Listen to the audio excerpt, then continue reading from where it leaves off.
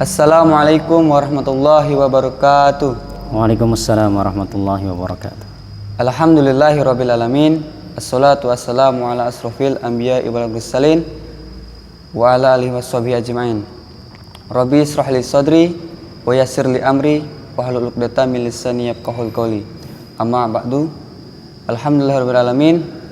Kita panjatkan atas nikmat Allah Subhanahu wa taala yang dimana kita masih diberikan nikmat sehat, nikmat iman serta nikmat takwa, yang dimana kita masih diberikan kesempatan untuk menjalankan aktivitas dimanapun kita berada dengan lancar. Salawat serta salam tak lupa kita junjungkan kepada Nabi kita Muhammad Sallallahu Alaihi Wasallam yang kita nantikan syafaatnya di akhirat kelak. Amin ya rabbal alamin. Jamaah muslimin rahimakumullah, pada kesempatan kali ini kita akan melanjutkan kajian yang biasa kita laksanakan pada maghrib, menjadi kita gantikan dengan kajian online di Masjid Al-Ittihad Sungai Liat. Baik, pada kesempatan kali ini kita akan mengkupas kitab yang bertema At-Tabyan, Adab-adab penghafal Al-Quran, karya Imam Zakaria Yahya bin Syaraf An-Nawawi. Untuk lebih lanjut, mari kita simak kupasan kitab tersebut yang akan kita dengarkan secara bersama oleh guru kita Ustaz Jawahar Ridhoni Marzuk LCMA. Kepada Ustaz kami persilakan. Ya, terima kasih. Bismillahirrahmanirrahim. Assalamualaikum warahmatullahi wabarakatuh. Alhamdulillahirabbil alamin. Wassalatu wassalamu ala asyrafil anbiya'i wal mursalin sayyidina Muhammadin wa ala alihi wa sahbihi ajma'in. Subhanaka la ilma lana illa ma 'allamtana innaka antal alimul hakim. Rabbi shrah li sadri wa yassir li amri wahlul 'uqdatam min lisani yafqahu qawli, amma ba'du. Jamaah kaum muslimin yang dirahmati Allah, alhamdulillah kita bersyukur kepada Allah pada kesempatan kali ini Allah masih melimpahkan nikmat karunia-Nya kepada kita sehingga kita masih diberikan kesehatan, kesempatan sehingga kita beraktivitas sebagaimana biasanya.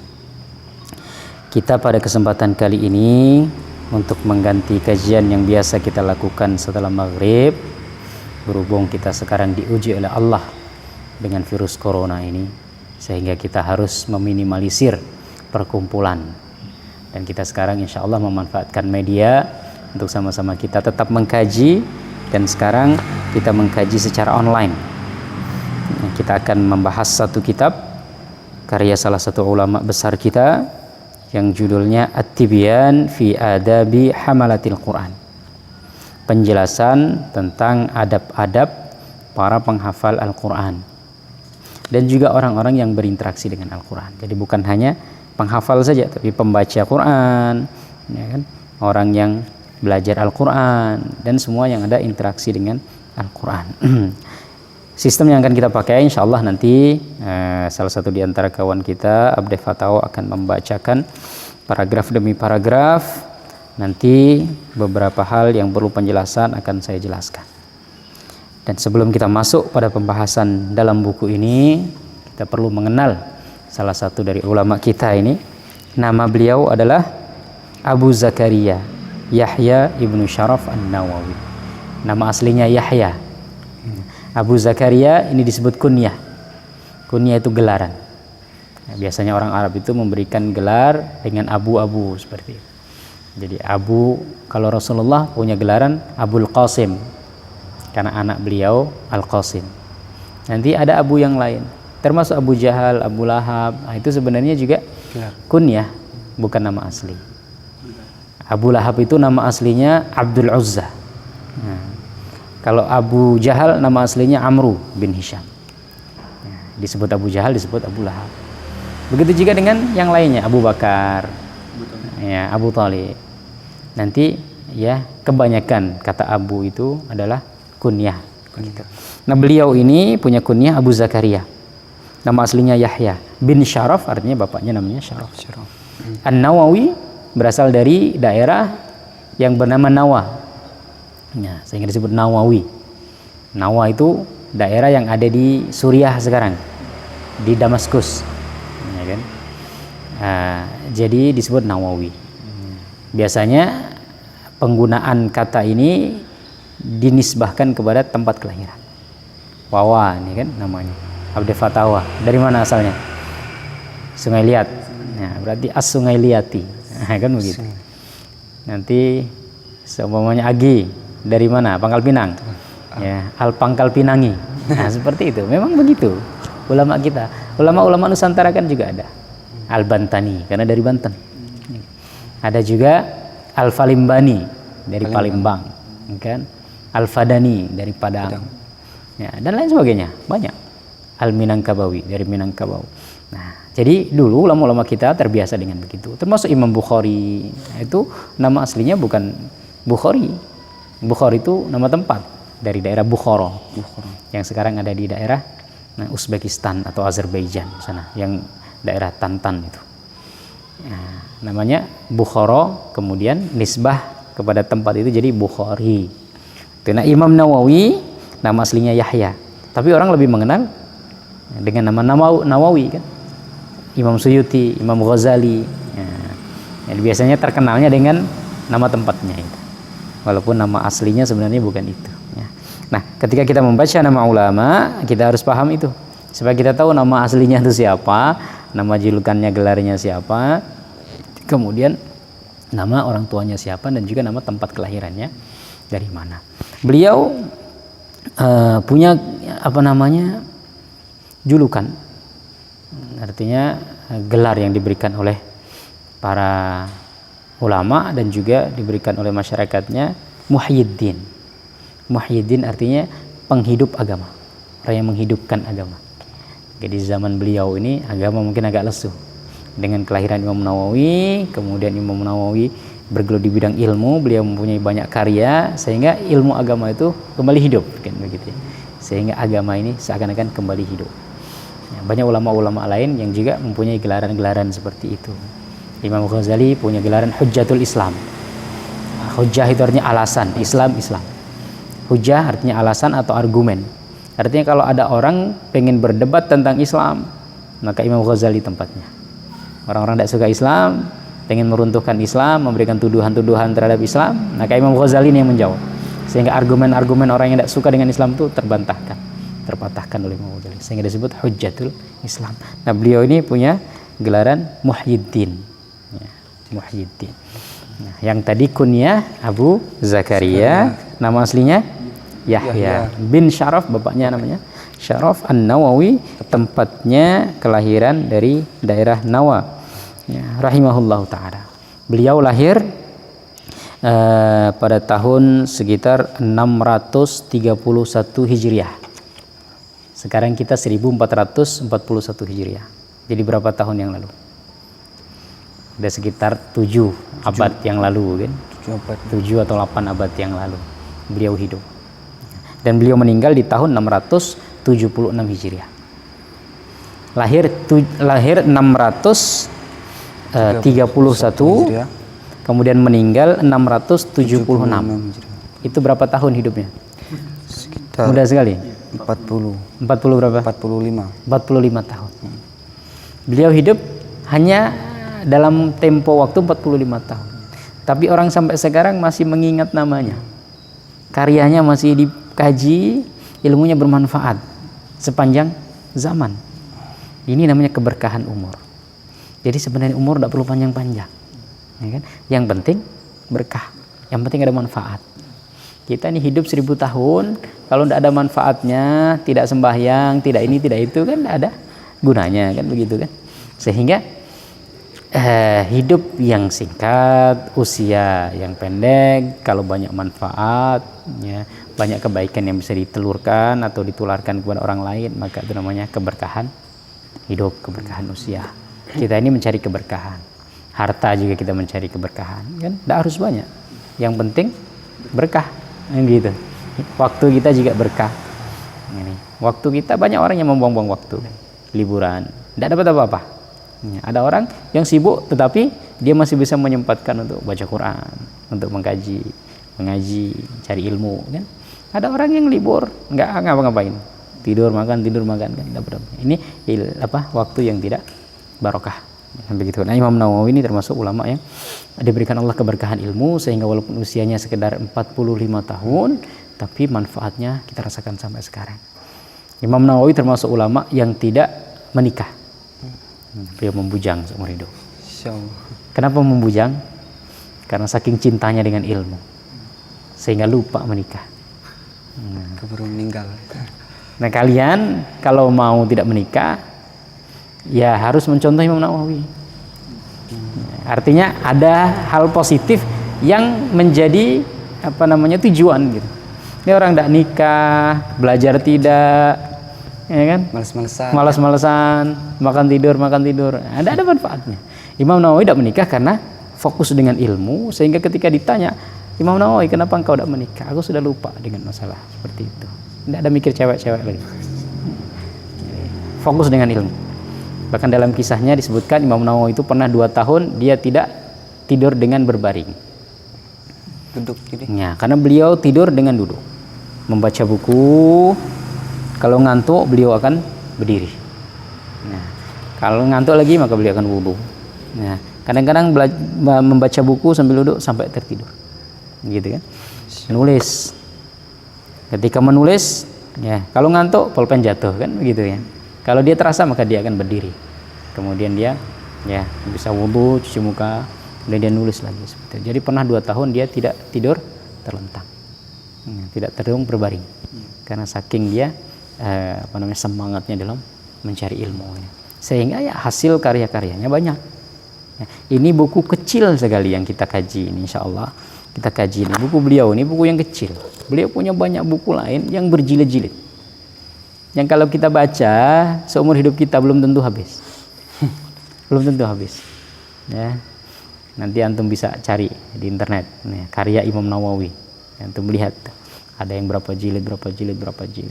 Nah, kita sekarang mengkaji kitab beliau yang simpel saja, yang kecil. Nah, mudah-mudahan ada manfaatnya. Kita membahas tentang adab-adab penghafal dan pembelajar Al-Qur'an. Di kitab judulnya At-Tibyan fi Adabi Hamalatil Quran. Nah, jadi insyaallah kita akan mengkaji ini nanti secara berseri, 1 pertemuan, 2 pertemuan, mudah-mudahan bisa sampai habis. Nah, kita lihat saja buku sekecil ini kita habis berapa episode atau berapa tahun. Belum yang berjilid-jilid. Maka tadi saya sampaikan bagaimana coba mereka itu membagi waktu. Tapi tadi karena keberkahan waktu kan, Allah sudah memberikan nikmat keberkahan waktu sehingga mereka itu walaupun sibuk, walaupun umurnya singkat tetap bisa menghasilkan karya. Oke. Insyaallah kita langsung mulai saja dari pembahasan pertama. Kita sudah membahas sedikit profil tentang Imam Muhyiddin Abu Zakaria Yahya bin Syaraf An-Nawawi. Nah, di sini ada pendahuluan tapi kita loncat saja karena pendahuluan ini menjelaskan isi kitab yang diinginkan oleh Imam Nawawi. Tentu beliau menginginkan dalam buku ini penjelasan tentang orang-orang yang ingin mengkaji Quran, ingin menghafal Quran, ingin mempelajari Al-Quran. Tentang apa? Tentang banyak hal. Keutamaan Al-Quran, keutamaan orang yang bersinggungan dengan Al-Quran, kemudian tentang bagaimana cara kita membaca Al-Quran, adab-adab kita ketika membaca Al-Quran dan lain sebagainya. Insyaallah nanti Wawa akan membaca mulai dari bab pertama. Oke, silakan. Bab 1. Keutamaan pembaca dan penghafal Al-Quran. Allah Ta'ala berfirman, sungguh orang-orang yang selalu membaca kitab Allah Al-Quran, melaksanakan salat dan menginfakkan sebagian rezeki yang kami anugerahkan kepadanya dengan diam-diam dan terang-terangan, mereka itu mengharapkan perdagangan yang tidak akan rugi, agar Allah menyempurnakan pahalanya dan menambah karunia-Nya kepada mereka. Sungguh Allah Maha Pengampun, Maha Mensyukuri. Oke. Ini bab pertama, pembahasan tentang keutamaan membaca Al-Quran, kelebihan, fadilah namanya ya. Jadi ketika kita membaca Al-Quran itu apa saja sih kelebihan yang Allah sediakan untuk kita. Yang pertama dalam surat Fatir ini ayat 29.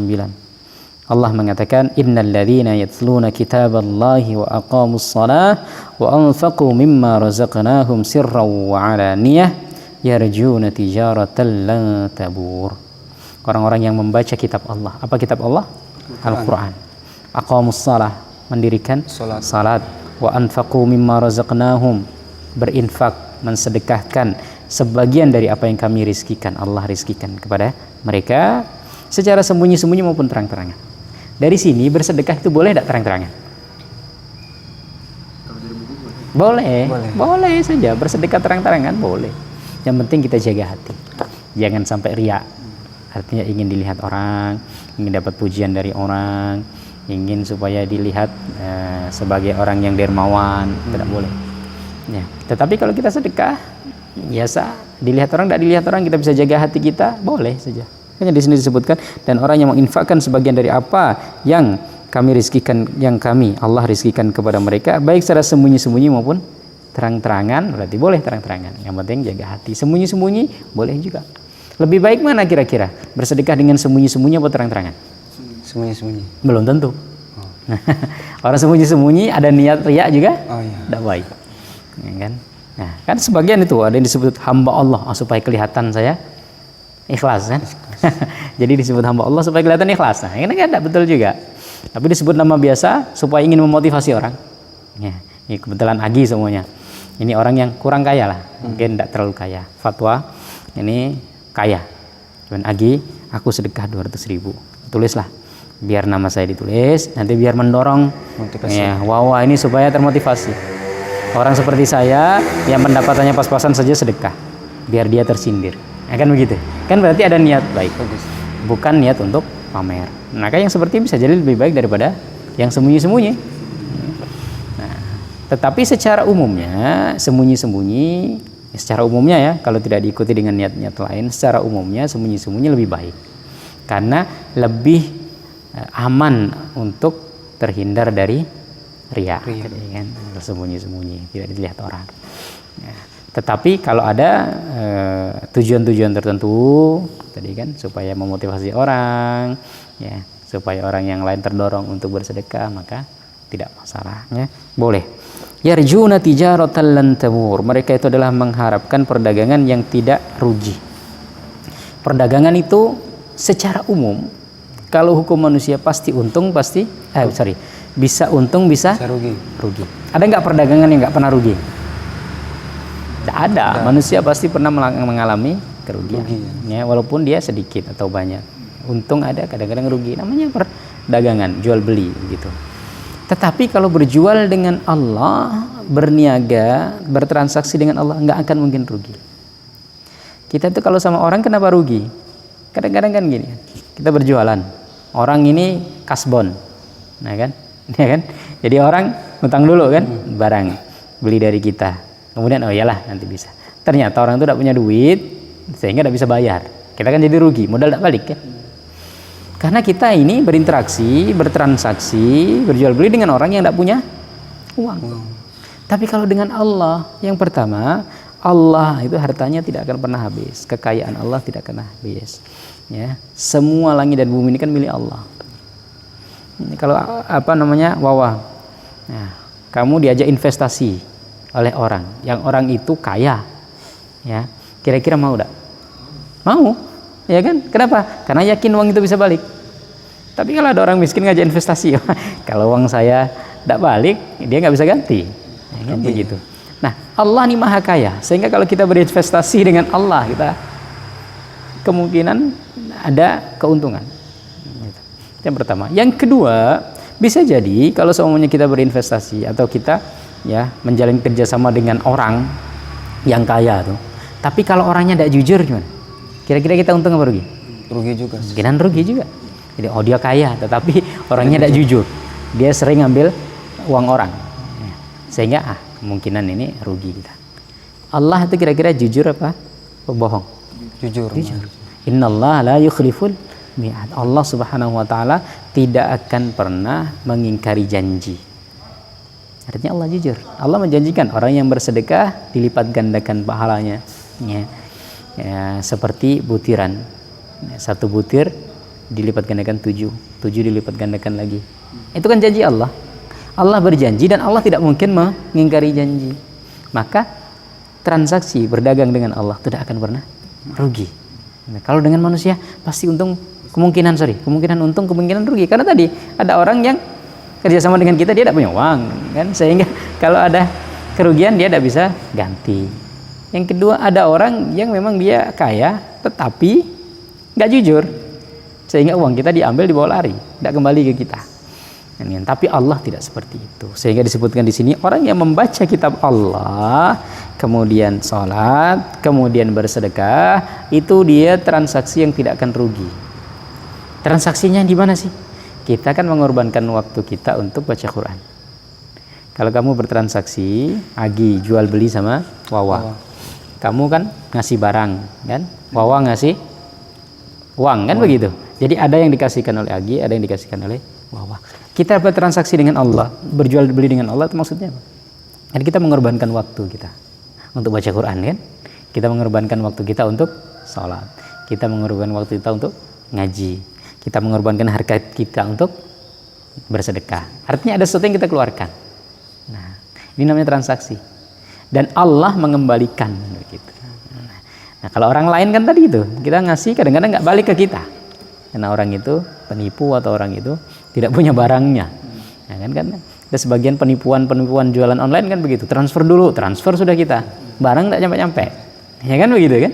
Nah, itu kalau orang tidak punya barangnya, tapi Allah kan punya. Jadi ketika kita mengorbankan sedikit waktu kita untuk ngaji, sedikit waktu kita untuk baca Quran, itu kita tidak rugi. Karena waktu yang sedikit itu Allah ganti dengan kebaikan yang banyak. Harta sedikit yang kita keluarkan itu Allah ganti dengan yang banyak, sehingga nggak rugi. Memang secara hukum pandangan zahir kita seakan-akan rugi. Lebih baik saya main Facebook daripada ngaji, kan? Lebih baik saya nge-game daripada, kan begitu kan? Nah, tetapi sebenarnya enggak, hakikatnya enggak. Karena dengan ngaji hati jadi bersih, pahala kita nanti di surga dapat. Nah, di sini disebutkan orang yang mengaji itu dia bertransaksi, berjual beli dengan Allah, dan perjualan belinya itu, jual belinya itu tidak akan rugi. Artinya kalau kita mengorbankan sedikit waktu kita untuk ngaji, nggak akan rugi. Ya, mengorbankan sedikit harta kita untuk sedekah tidak akan rugi. Mengorbankan sedikit waktu kita untuk sholat tidak akan rugi. Ya, karena Allah akan ganti. Nah, itu dari pembahasan pertama. Ya, kita lanjutkan. Diriwayatkan dari Utsman bin Affan radhiyallahu anhu bahwa ia berkata, Rasulullah sallallahu alaihi wasallam bersabda, sebaik-baik kalian adalah orang yang mempelajari dan mengajarkan Al-Quran.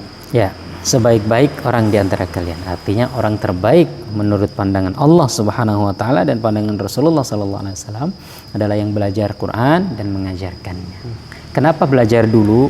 Karena untuk mengajarkan harus belajar dulu. Al-Quran itu satu-satunya kitab yang untuk kita mampu membaca harus belajar. Tidak bisa, aku sudah paham bahasa Arab Ustaz, insya Allah bisa baca Quran. Beda baca bahasa Arab dengan baca Quran, karena Quran ini ada tajwidnya, ada kaidah-kaidahnya. Sehingga sebelum kita mengajarkan, kita pastikan kita belajar dulu, sehingga yang kita ajarkan itu tidak salah. Nah, disebutkan oleh Rasulullah SAW, sebaik-baik kalian adalah orang yang belajar Quran dan mengajarkannya. Artinya disinilah pandangan Allah Subhanahu wa taala dalam menilai manusia, bukan dilihat dari hartanya, bukan dilihat dari posisi pangkat kedudukannya. Orang ngerengkeng satu terus, inilah mulia di sisi Allah. Belum tentu kalau tidak pernah ngaji. Ya kan? Orang biasa-biasa aja, nggak kelihatan di hadapan manusia, tapi banyak ngajinya, ya kan? Dia dekat dengan Allah, maka dia lebih mulia daripada orang yang viral di dunia maya, kan? Orang yang punya banyak subscriber gitu, YouTuber ya, jutaan YouTuber. Belum tentu di hadapan Allah lebih mulia daripada orang yang tidak kelihatan tapi dia banyak baca Quran dan mengajarkannya. Nah, kalau kita sudah paham Quran, sudah pernah belajar, jangan lupa mengajarkan. Nah, karena Al-Quran ini kan kitab semua umat Islam, sehingga kalau bisa semua umat Islam ini harus bisa baca. Nah, untuk mengajarkan kepada umat segini banyak harus banyak guru, gitu. Jangan kita simpan sendiri. Ya. Oke, kita lanjutkan. Hadis ini dirilis Imam Abu Abdullah Muhammad bin Ismail bin Ibrahim Al-Bukhari dalam sahihnya kitab paling sahih setelah Al-Quran. Ya, kitab paling sahih setelah Al-Quran, kitab hadis maksudnya adalah kitab Imam Bukhari. Ya. Nah di sini nama aslinya beliau itu Muhammad bin Ismail. Muhammad nama aslinya. Bin Ismail berarti bapaknya Ismail. Al-Bukhari dari Bukhara. Ya, kita lanjutkan.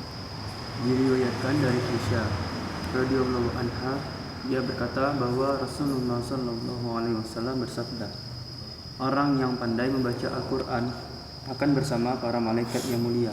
Adapun orang yang membaca Al-Quran dengan terbata-bata dan susah payah mendapatkan 2 pahala. Hadis riwayat Bukhari dan Muslim dalam kitab sahihnya. Oke. Di sini hadis yang selanjutnya di antara keutamaan fadilah membaca Quran, orang yang membaca Al-Quran dia lancar bacaannya, Allah sejajarkan dia dengan kedudukan para malaikat. Allah muliakan, Allah angkat. Malaikat ini kan makhluk Allah yang mulia. Karena mereka tidak pernah bermaksiat, mereka dekat dengan Allah, mereka selalu mengagungkan Allah. Orang yang membaca Al-Quran dengan lancar, dia Allah naikkan pangkat atau derajatnya seperti derajat para malaikat. Tapi orang yang baca Quran terbata-bata, bukan berarti dimarahin, bukan berarti tidak dapat pahala. Dapat pahala berapa? 2. Dapat pahala 2. Nah, Allah Subhanahu Wa Taala itu tidak akan menyia-nyiakan usaha seorang hamba. Dia sudah berusaha kan, maka usahanya itu dinilai 1, baca Qurannya 1, sehingga pahalanya 2. Kan beda orang yang ngajinya lancar dengan ngajinya terbata-bata kan. Artinya orang ngaji terbata-bata itu kan biasanya lebih keringetan kan. Ya kan? Artinya usahanya itu lebih ngoyo begitu ya. Dia harus ngulang-ulang lagi satu ayat, diulang-ulang terus. Nah, ini yang lancar kan 1 ayat paling berapa detik. Ini yang terbata-bata 1 ayat bisa 5 menit selesai. Sehingga usahanya lebih besar. Karena usahanya lebih besar maka Allah menilai juga usahanya. 1 untuk pahala dia membaca, 1 untuk pahala usaha dia. Maka orang yang tidak mampu membaca Al-Quran dengan lancar, jangan berkecil hati. Tetap dapat pahala 2. Ustadz, aku tidak bisa ngaji, nggak selancar Wawa. Aku tidak mau ikut ngaji lagi. Dah, ya, tetap. Ya, kalaupun tidak lancar, tetap dapat 2 pahala. Kalau lancar, Allah naikkan. Jadi tidak ada yang rugi ketika baca Quran tuh. Yang lancar dapat pahala besar, yang tidak lancar juga dapat 2 kali lipat pahalanya. Ya, kita lanjutkan.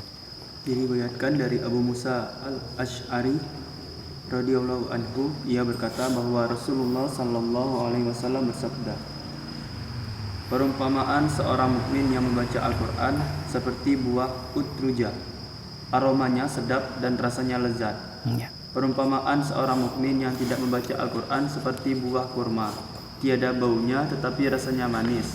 Perumpamaan seorang munafik yang membaca Al-Quran seperti raihana, aromanya sedap tetapi rasanya pahit. Sedangkan perumpamaan seorang munafik yang tidak membaca Al-Quran seperti hanzalah, tidak berbau dan rasanya pahit. Hadis riwayat Bukhari dan Muslim. Ya, hadis diriwayatkan Imam Bukhari dan Muslim. Nah, di sini hadis selanjutnya Rasulullah memberikan permisalan, gambaran supaya kita ini bisa memahami bagaimana mulianya orang yang membaca Quran. Orang yang beriman membaca Quran, dia seperti utrujah. Utrujah ini apa? Ya, utrujah ini nama buah, tapi di sini dikasih sifatnya. Dia baunya enak, rasanya juga enak. Apa kira-kira kalau di Indonesia ini? Durian. Baunya enak durian. Ya, bolehlah durian kan. Baunya enak dan juga rasanya enak. Mangga juga. Apalagi? Jeruk. Jeruk itu kalau jeruk sunkist gitu kan. Iya. Nah, itu kan baunya enak dan juga rasanya manis. Jadi orang kalau sudah beriman, dia banyak baca Quran gitu. Luarnya dia enak dipandang, dia dalamnya juga bagus. Jadi berinteraksi dengan orang baik akhlaknya, dalamnya juga enak begitu. Artinya secara zahir dia beriman, dalamnya juga ada Quran di dalam hatinya. Ini orang yang beriman baca Quran. Yang kedua, orang yang beriman dan tidak membaca Quran seperti tamroh. Tamroh artinya kurma. Ya. Tidak ada baunya tapi manis. Nah kan? Jadi dia beriman nih, dia muslim, tapi tidak pernah baca Quran. Ya kan? Orang beriman, kemudian dia tidak baca Quran, maka dia tidak ada baunya. Cuman manis. Artinya luarannya itu ya dia beriman kan, karena di dalam hatinya dia beriman. Tapi luarnya ini tidak pernah kedengeran dia baca Quran, ya kan? Tidak pernah ini itu. Sehingga dia, tapi dia masih ada rasa, masih ada kebaikannya karena rasanya manis. Seperti apa? Kurma. Yang lain apa? Kalau di Indonesia, kurma itu antum cium, ada baunya tidak? Ya, tidak ada baunya. Tapi kalau dirasakan Enak, manis. Selain itu apa kalau di Indonesia nih kira-kira? Apa? Kelengkeng. Kelengkeng tidak ada baunya, manis. Duku, nah, bolehlah duku, tidak ada baunya, manis. Yang lain apa? Apel. Apel gitu. Apel juga, nah, seperti itu. Ya, ini orang yang beriman tapi tidak baca Quran. Masih ada kebaikannya, tetapi kurang sempurna, gitu kan? Tapi masih ada kebaikannya. Yang ketiga, orang munafik yang baca Quran. Munafik ini kan Islam tapi pura-pura. Dia baca Quran tapi ogah-ogahan, nggak niatnya tadi riya dan lain sebagainya. Dia itu seperti raihanah. Apa raihanah itu? Suatu makanan atau buah-buahan yang baunya wangi, baunya enak, baunya harum, tetapi rasanya pahit. Apa kira-kira? Baunya enak nih, sudah. Tapi ketika dimakan tidak enak. Jadi secara luar, oh dia orang baca Quran, bagus bacaannya kan, sholatnya. Tapi hatinya kosong. Kenapa? Karena dia tidak beriman kepada Allah. Apa nih contohnya? Buah apa di Indonesia? Bisa nanti antum cari sendiri ya. Yang penting disebutkan di sini raihanah. Yang selanjutnya, orang munafik tidak baca Quran. Maka dia seperti Hanzalah. Tidak ada baunya, tidak ada juga rasanya pahit. Tidak ada baunya, rasanya pahit. Apa? Banyak di sini. Kayu-kayu ini ya. Tidak ada baunya, rasanya pahit semua. Simalakam. Nah, jadi ini gambaran dari Rasulullah SAW. Kalau antum disodorkan dengan 4 kriteria manusia ini, milih yang mana? Yang pertama. Yang pertama, orang beriman baca Quran. Luarnya enak, dalamnya juga enak. Ya, secara luar banyak ngaji, banyak baca Quran, banyak sholat, didengar orang kan enak. Hatinya juga beriman, sehingga luar dalam bagus. Orang beriman tidak baca Quran, ya ada kurangnya. Dia beriman, hatinya beriman kepada Allah, tapi tidak pernah dilihat baca Quran, tidak pernah kelihatan ngaji, nggak pernah kelihatan sholat kan? Ya, seperti tadi ya, dia manis tapi tidak ada baunya.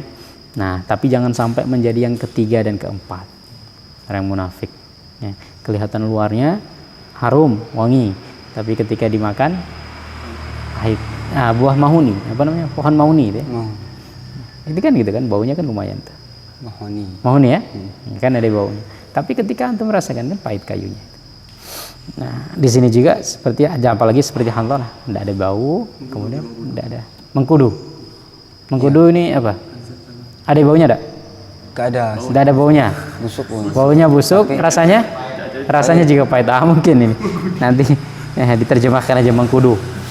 Tapi dia masih bisa jadi obat mengkudu. Tapi ya, yang di sini disebutkan kan bau dan rasa kan. Baunya ada enak, rasa juga pahit. Oke, kita lanjutkan lagi. Diriwayatkan dari Umar bin Khattab radhiyallahu anhu bahwasanya Nabi Muhammad sallallahu alaihi wasallam, sungguh Allah meninggikan derajat sebagian kaum dengan Al-Qur'an dan merendahkan derajat kaum yang lain dengannya. Hadis riwayat Muslim. Ya, hadis riwayat Muslim. Dari Umar bin Khattab, beliau mendengar dari Rasulullah sallallahu alaihi wasallam, Rasulullah bersabda, sesungguhnya Allah mengangkat dengan Quran ini suatu kaum. Artinya dengan Quran ini Allah memuliakan suatu kaum. Siapa mereka? Orang yang belajar Quran, ya, orang yang menghafal Quran, mengkaji Al-Quran, memahami Al-Quran, Allah angkat. Makanya guru-guru ngaji insya Allah di mata masyarakat terhormat, ya kan? Di mata orang banyak terhormat, gitu. Wa yadha'u bihi akharin, dan Allah hinakan satu kaum yang lain karena Quran ini. Karena apa?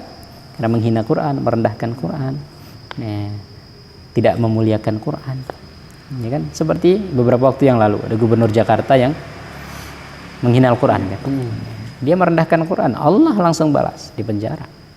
Ya, umat Islam seluruh Indonesia mendemo, apa namanya? Ya istilahnya disitulah Allah SWT menunjukkan. Jadi jangan main-main dengan Qurannya.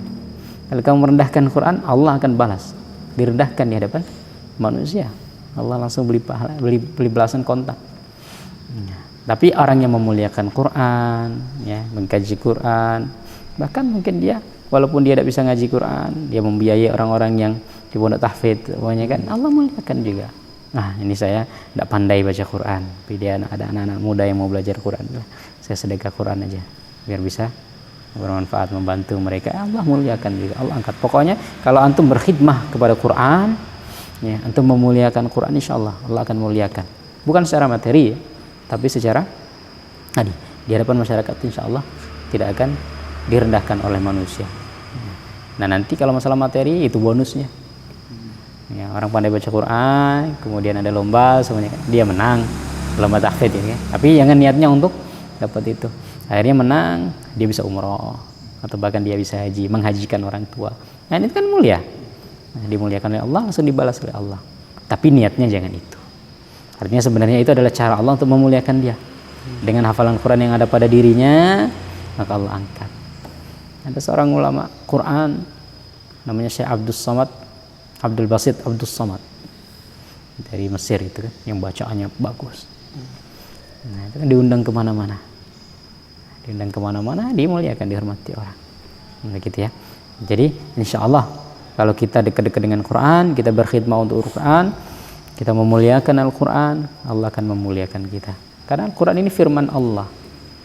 Antum semuanya nulis buku, ya kan? Kemudian ada orang yang mengapresiasi buku itu. Kira-kira antum bangga tak? Bangga. Antum nulis buku atau nulis surat lah, tak bisa nulis buku. Nulis surat. Kemudian surat itu dirobek-robek, marah tak? Marah. Tapi kalau nulis surat, kemudian surat itu disimpan, dibaca dengan baik, ya, dimuliakan, maka kita akan memuliakan orang itu, menghormati, kita bangga, kita senang dengan orangnya. Allah juga begitu. Kalau kitabnya dimuliakan, kitabnya dijunjung tinggi, maka Allah akan memuliakan orang yang memuliakan kitabnya. Oke, mungkin kita baca satu lagi hadis Rasulullah SAW. Diriwayatkan dari Abu Umamah Al-Bahili radhiyallahu anhu, ia berkata, aku mendengar Rasulullah SAW bersabda, bacalah Al-Quran karena ia akan datang pada hari kiamat sebagai pemberi syafaat bagi pembacanya. Ya. Hadis riwayat Muslim. Bacalah Al-Quran, sesungguhnya dia akan datang pada hari kiamat menjadi pemberi syafaat. Syafaat ini pertolongan. Di hari kiamat nanti, antum tidak akan mendapatkan orang yang bisa menolong. Semua orang sibuk dengan dirinya sendiri. Ini kan orang tua saja bisa jadi tidak bisa menyelamatkan anaknya. Anak juga bisa jadi tidak bisa menyelamatkan bapaknya. Saudara tidak bisa menyelamatkan saudara yang lainnya. Apalagi tetangga, apalagi orang jauh. Karena apa? Karena orang itu sibuk dengan urusannya sendiri. Ya. Yauma yafirrul mar'u min akhihi wa ummihi wa abihi wa sahibatihi wa bani likulli imri'in minhum yawma idzin sya'nu yughun. Surat apa itu? Hafal enggak? Surat An-Nazi'at. Ya, di situ. Jadi manusia itu lari dari ibunya, lari dari bapaknya, lari dari saudaranya, lari dari anaknya. Lari semua. Karena apa? Likulli imri'in minhum yawma idzin sya'nu yughun. Di hari itu orang itu sibuk dengan urusan masing-masing. Saya tidak tahu masuk surga apa masuk neraka. Mikirin orang. Dan ketika itu, ya, ujiannya hebat. Allah Subhanahu wa taala menampakkan hal-hal yang mengerikan, gitu ya, sehingga orang takut, cemas semuanya. Misalnya masuk surga apa masuk neraka, nggak tahu masa depan masing-masing. Gimana? Jangankan untuk nanti di akhirat. Orang sekarang kalau kena tsunami aja lari sendiri-sendiri kan? Ada. Kalau gempa bumi orang lari sendiri. Mau menyelamatkan orang, menyelamatkan diri sendiri. Sekarang corona aja orang mencoba untuk menyelamatkan diri sendiri. Masing-masing. Ada yang lari ke luar negeri, apa dan lain sebagainya. Apalagi hari kiamat nanti. Tetapi ada hal-hal tertentu yang Allah berikan, ya, wewenang untuk memberikan pertolongan atau syafaat. Rasulullah bisa memberikan syafaat kepada umatnya. Maka kita mengharap syafaat kepada Rasulullah SAW. Kemudian Al-Quran juga bisa memberi syafaat. Jadi nanti Al-Quran akan mengatakan kepada Allah, ya Allah, orang ini malam-malam tidak tidur karena membaca saya, maka berikanlah syafaat bagi dia. Artinya Allah menjadikan Al-Quran itu mungkin bisa bicara. Dia seperti makhluk. Bisa nggak? Bisa dijadikan seperti makhluk. Kalau Allah bisa menjadikan kita bicara, maka Allah juga bisa menjadikan Quran bicara. Tidak mustahil benar. Dan nanti Al-Quran akan mengatakan begitu. Ya Allah, orang ini malam-malam dia tidak tidur membaca saya, maka sekarang berikanlah dia syafaat. Artinya beli pertolongan.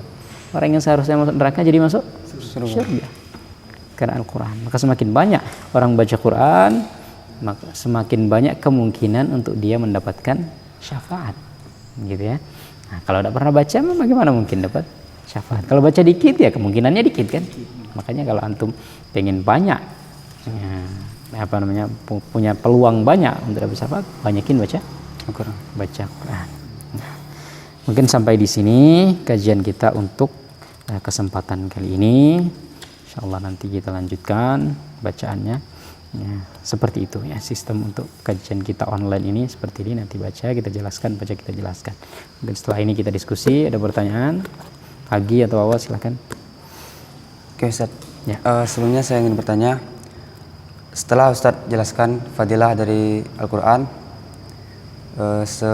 sebegitu banyak kita mendapatkan keuntungan di balik yang kita lakukan, dan Allah balas dengan yang mungkin lebih besar yang dari kita harapkan.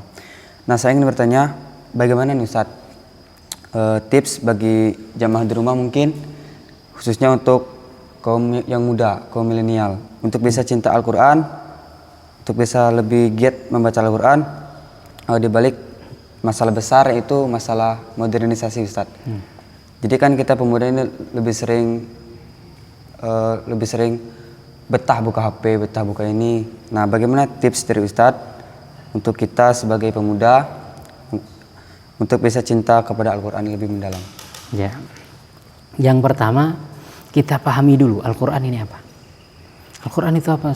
Al-Quran itu adalah firman Allah. Firman Allah artinya ucapan Allah, surat dari Allah. Sekarang kita cinta nggak kepada Allah? Cinta Ustaz. Kalau cinta kepada Allah, maka otomatis cinta juga kepada firman Allah. Agi ini cinta pada seorang perempuan. Perempuan itu nulis surat. Wah, seneng enggak? Seneng. Surat itu akan disimpan terus sampai nanti jadi nenek-nenek. Ini loh ketika dulu pacaran sama kamu. Kalau pacaran ya ini dulu suratnya, kan begitu. Artinya kalau kita mencintai Allah, mengaku mencintai Allah, kita akan cinta kepada Qurannya. Ketika kita mencintai seseorang saja, surat itu akan kita simpan. Kita baca terus kadang-kadang, tidak penting waktunya. Ada waktu kosong, baca lagi surat itu kan. Padahal sudah berkali-kali dibaca, itu aja isinya. Tapi dibaca terus. Orang lagi kasmaran gitu kan. Nah, itu kalau ada cinta. Maka untuk menumbuhkan kecintaan kepada Quran, kita pahami bahwasanya Al-Quran itu adalah firman Allah. Itu surat dari Allah. Tapi kalau orang nggak cinta kepada Allah, ya memang susah. Maka kita tumbuhkan kecintaan kepada Allah, kemudian kita pahami bahwasanya Al-Quran itu adalah surat dari Allah, firman dari Allah. Yang pertama. Yang kedua, Al-Quran ini petunjuk bagi kita. Kalau seumpamanya kita terpaksa untuk jalan ke suatu tempat yang kita tidak tahu rutenya, antum pakai apa? Google Map. Kenapa pakai Google Map? Karena dengan itu bisa menunjukkan jalan kan? Begitu juga.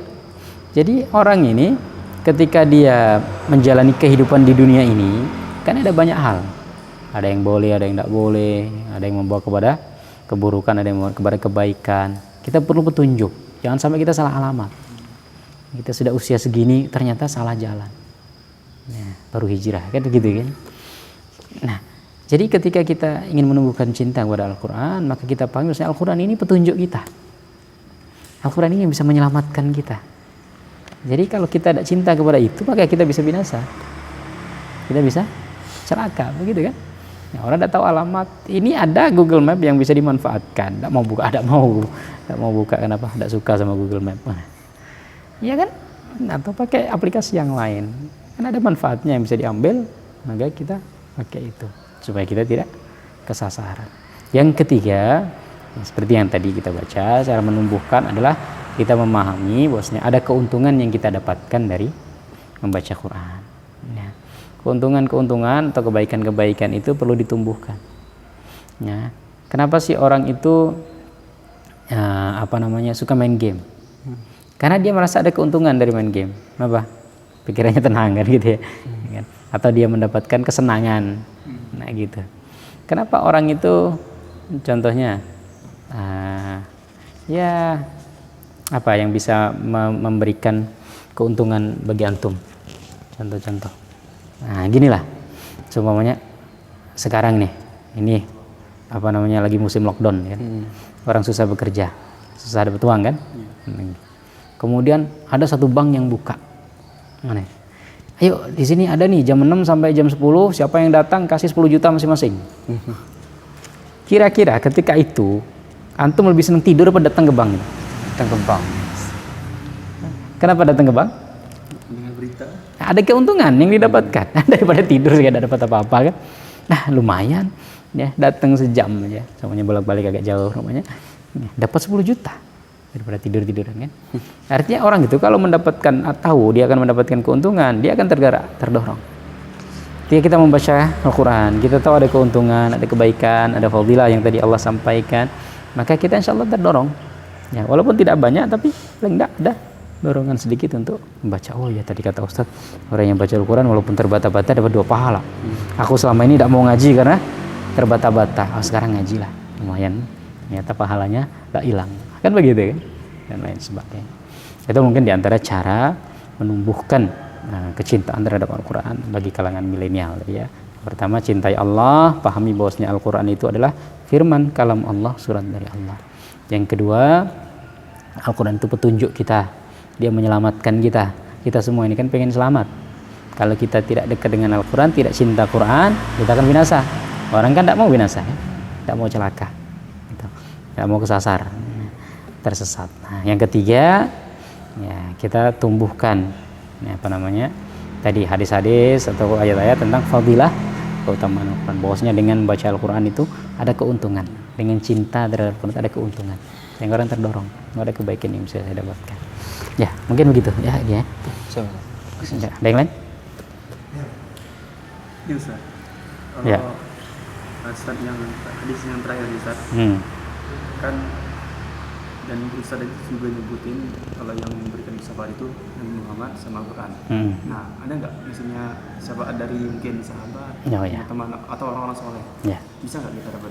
Bisa. Ya.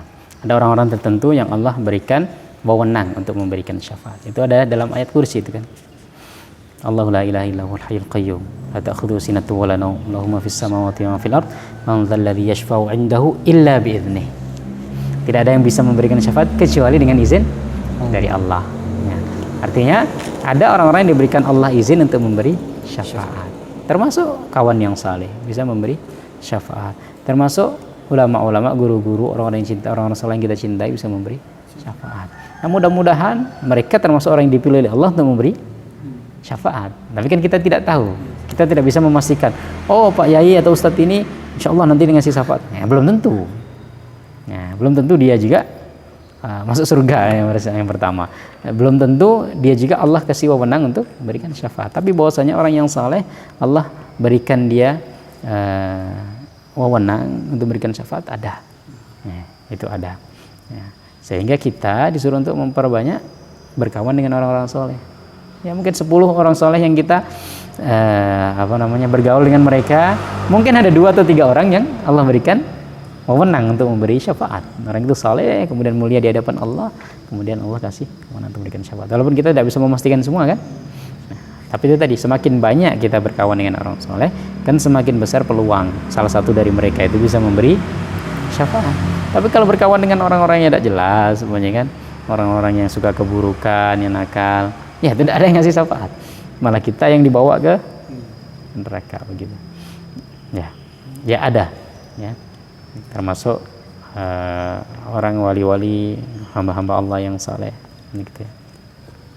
Ya, yang lainnya? Sudah? Cukup saja. Oke, ya. Silakan lagi. Baiklah, mungkin tadi hanya beberapa yang kita kupas dari kitab At-Tibyan, Adab-adab penghafal Al-Quran, karya Imam Zakaria bin Syaraf An-Nawawi. Yang bisa kita simpulkan pada video kali ini, mungkin kita harus lebih mencintai Al-Quran serta memahami makna fadilah dari Al-Quran itu sendiri, untuk bisa kita dapatkan manfaatnya di dunia maupun akhirat kelak. Amin ya rabbal alamin. Amin. Baik, saya selaku moderator serta kru mohon maaf atas segala kekurangan. Saya tutup dengan doa kafaratul majelis. Subhanakallahumma wa bihamdika asyhadu an la ilaha illa anta astaghfiruka wa atubu ilaik. Assalamualaikum warahmatullahi wabarakatuh. Waalaikumsalam warahmatullahi wabarakatuh.